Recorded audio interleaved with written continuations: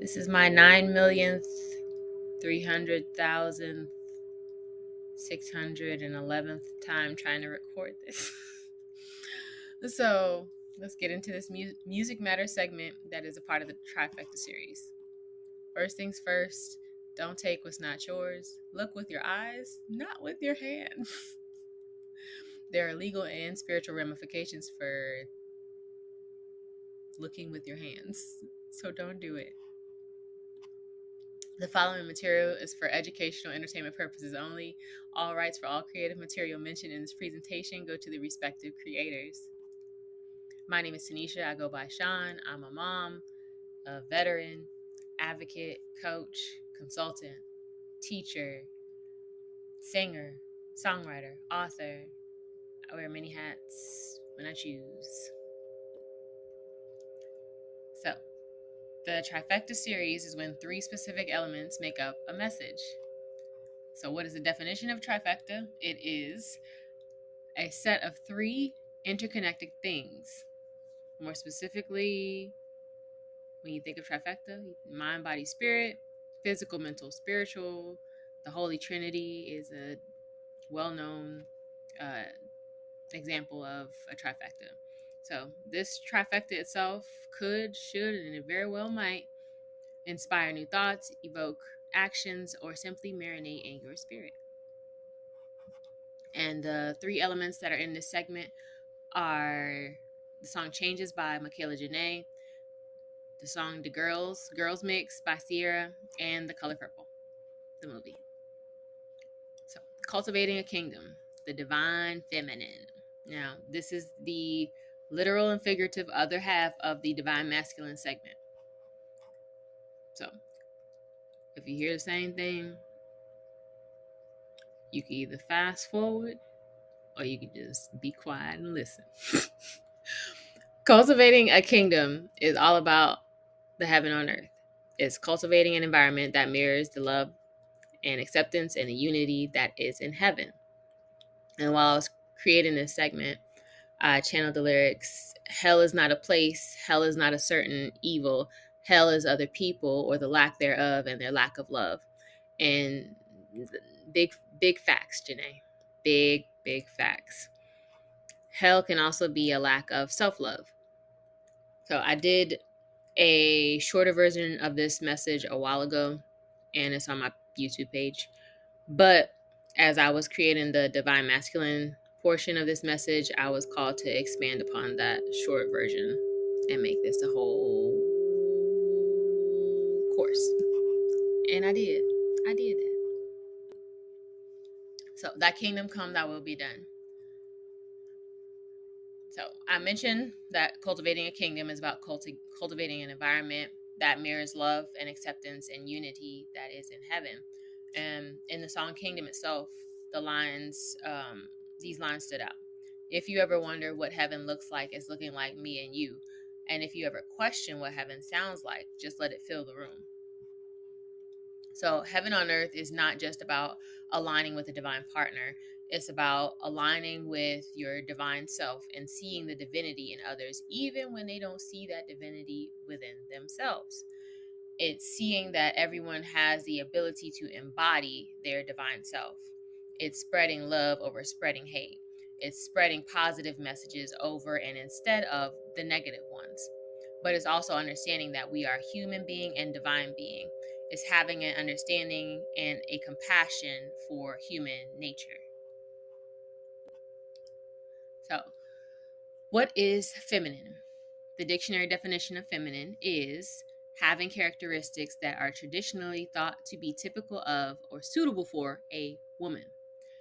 And if you stop and think about it, what characteristics come to mind when you think of what society or certain dynamics or structures determine to be quote unquote suitable for women? And as I was creating this, I typed the word feminine into the search bar to get some graphics, and there were two that stood out: the rose and the lipstick. And I channeled the song A Rose is Still a Rose by Aretha Franklin when I first saw the rose. And then I thought about it, and when you think of a rose, you think of delicateness and gentleness. And then with the lipstick, it made me think of like a prissy pinup girl.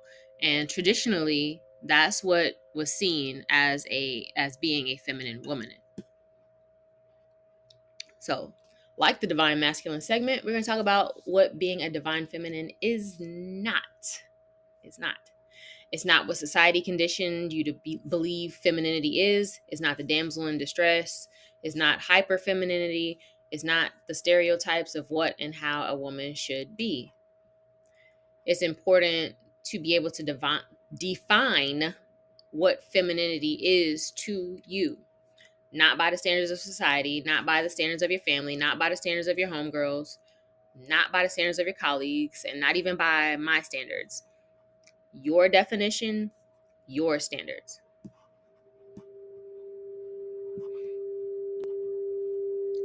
So, what a divine feminine is. Divine feminine is a balance of feminine and masculine energy. It's balancing the feeler and the doer, the yin and the yang. And everyone naturally has masculine and feminine energy. It's not just knowing that you have both, but accepting the fact that you have both. And it's okay to tap into both of those energies. And it's about knowing when to tap into the feminine or the masculine energy. People generally associate the feeler with the woman or feminine energy and the doer with the man or masculine energy. But just like the divine masculine isn't bound or restricted by those typical roles, neither is the divine feminine. And those roles were put into place to create an internal imbalance where there should be unity. The yin and yang symbol is just a symbol equivalent of balance and integration of feminine and masculine energy. And it's not just about balance and integration of both. It's about being comfortable and complete and whole as a human being, knowing that you embody both and you can utilize both aspects of self. So I couldn't mention Sierra's independent without mentioning Webby's independent. So I'm not going to read the definition because it's right there. You can read it yourself. But as you can see, there's a lot of different nuances and variances of it. And independent is not to be confused with hyper independent. That's something else. The latter is a trauma response or a trauma trait. So many people will go back and forth about what being independent truly is. But in all actuality, it is confidently living the life you choose. Is don't need a man's permission. It's my right to elevate to any height I'd like to. Period. So stress-free living, aka prioritizing your peace. That's a form of independence. You determine what stress-free living is for you. You determine how you prioritize your peace. And you make your choices to match that kind of peace and stress-free living that you desire. And in Webby's song, he mentions having your own house, having your own car, having 2 jobs, and working hard. And that is a level of independence. But it's not a level of independence that's for everybody. And that's okay. I've had that level of independence, and eventually for me, that became stressful. Eventually, I realized that I was living a life someone else chose for me. And now that I've had time to truly figure out the life that I desire for me, it's up. It's up. So, the Serenity Prayer is the epitome of stress-free living and prioritizing your peace. It is just that. Serenity. There you go. You don't have to do this, but write down the life that you desire. Make a list of what your idea of stress-free living is, the ideal life for you, and how you can prioritize your peace. And once you have that list, write down some steps that you can take to achieve that stress-free living, or get um, the life that you choose, or how you can prioritize your peace.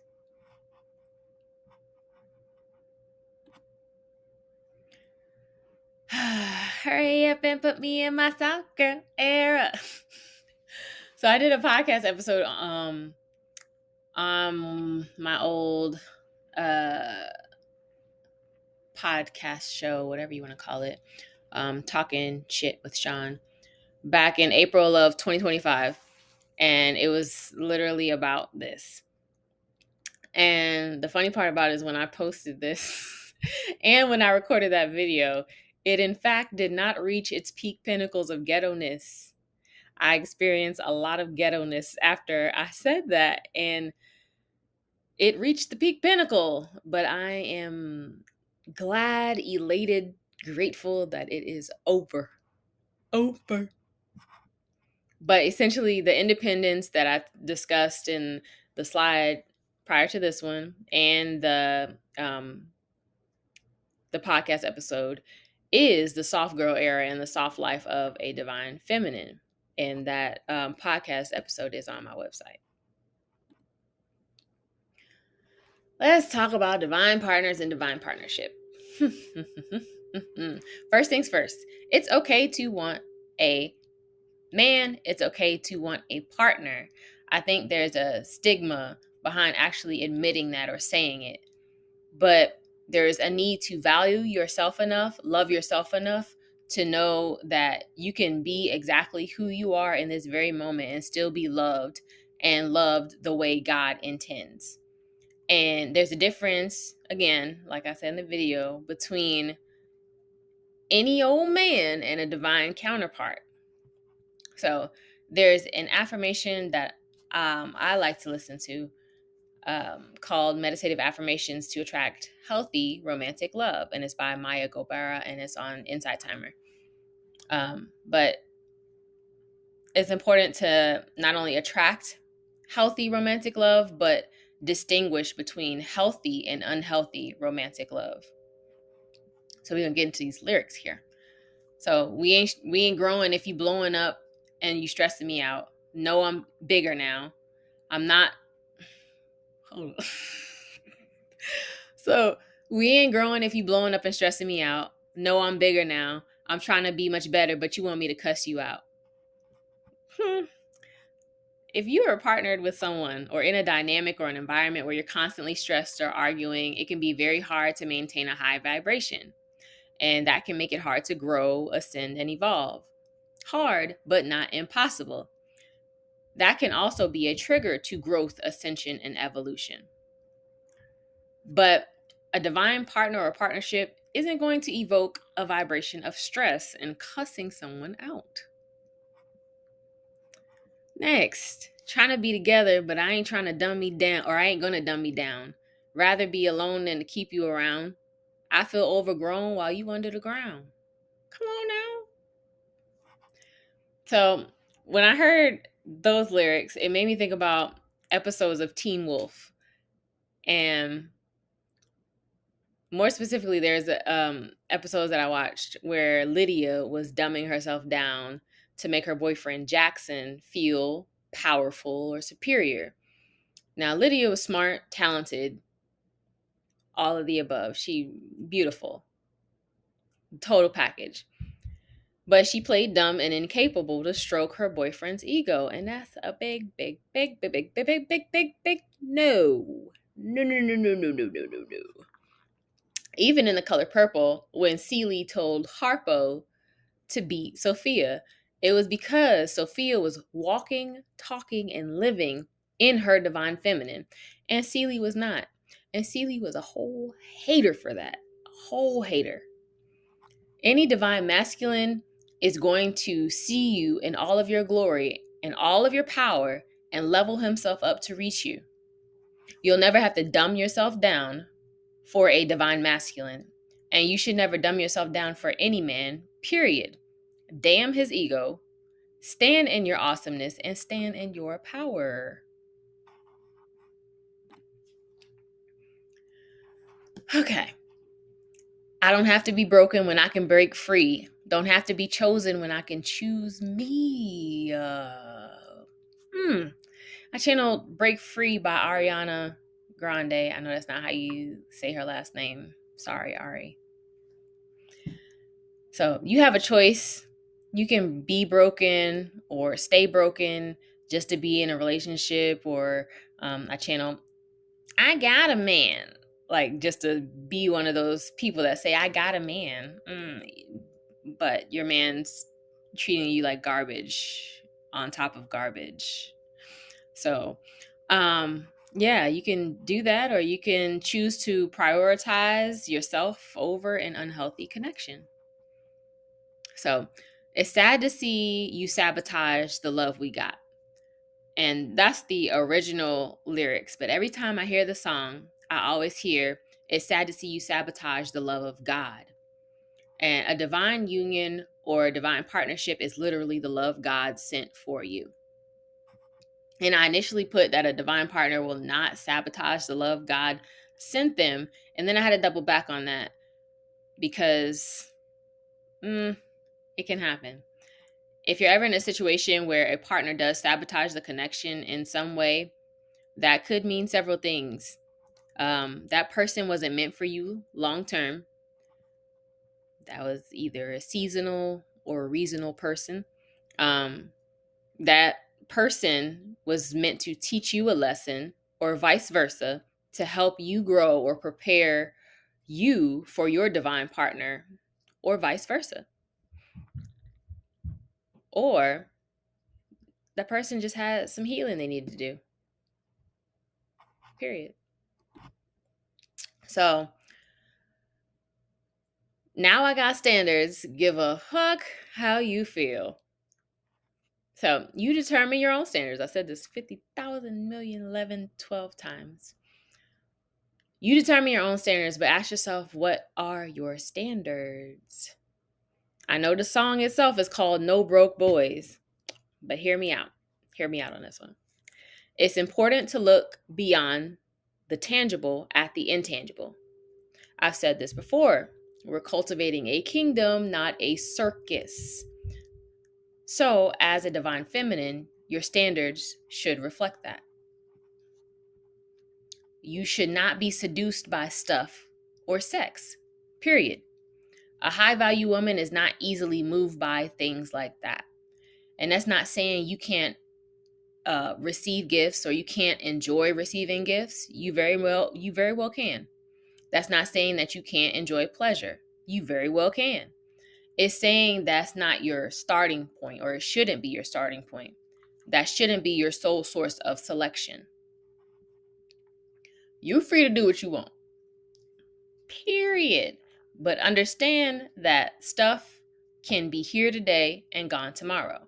And you don't always know the lengths that any person, man, woman, whoever, went to acquire the stuff that they have, that they use to seduce you, to flash at you, to reel you in. Okay? A man that leads with sex or stuff usually feels like he has nothing more to offer, like he himself doesn't hold any value outside of his material items or his peen. So, what are some of the standards that you should look for?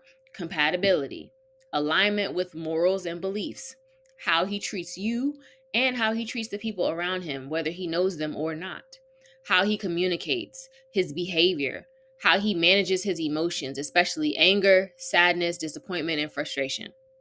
If he has kids, what's his relationship with them like? And how does he care for them? And any other thing that you can think of outside of tangible things, go ahead and jot down your list. Will the real divine feminine please stand up? It's not what's on you, it's what's in you. Aesthetically, a divine feminine has no specific look. It has nothing to do with aesthetics and all about embodying who you are and loving who you are, no matter how you look on the outside. It's not about how you dress, if you wear makeup, what your hair looks like, what your body looks like. It's inside. It's an energy that starts on the inside and radiates outward.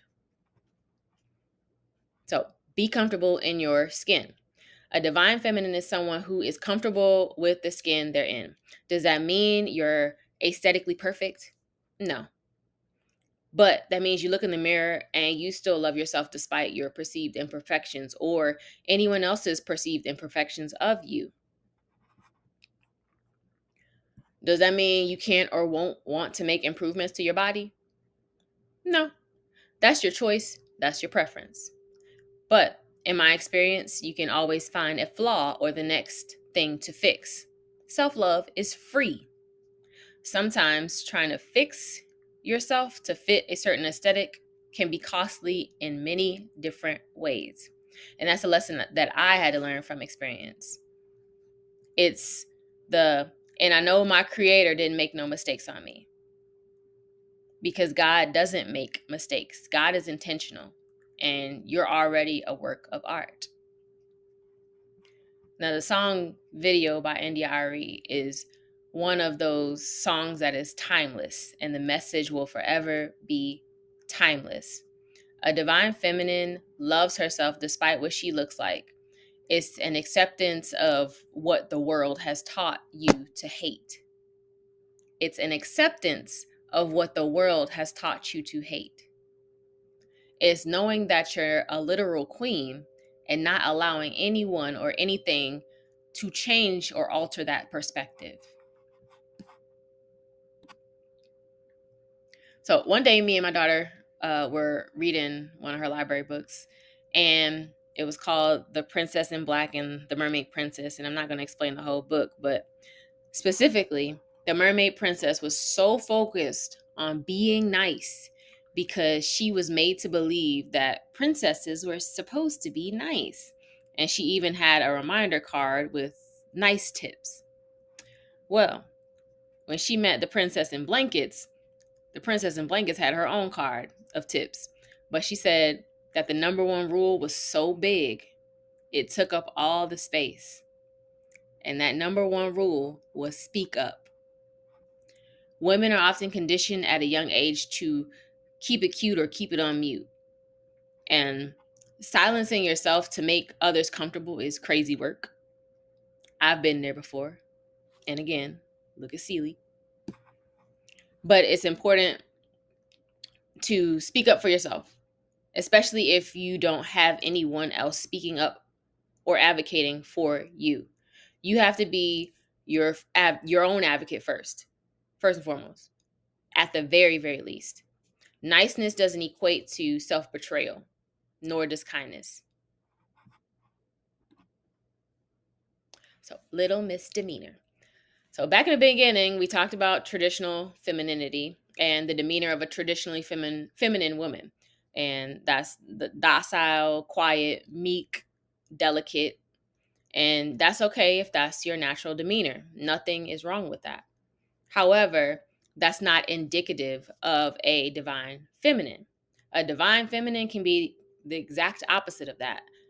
But usually a divine feminine can and does embody both of those. And if you think you don't, you do. Oftentimes it takes cultivating its untapped potential. So again, think about Sophia in The Color Purple.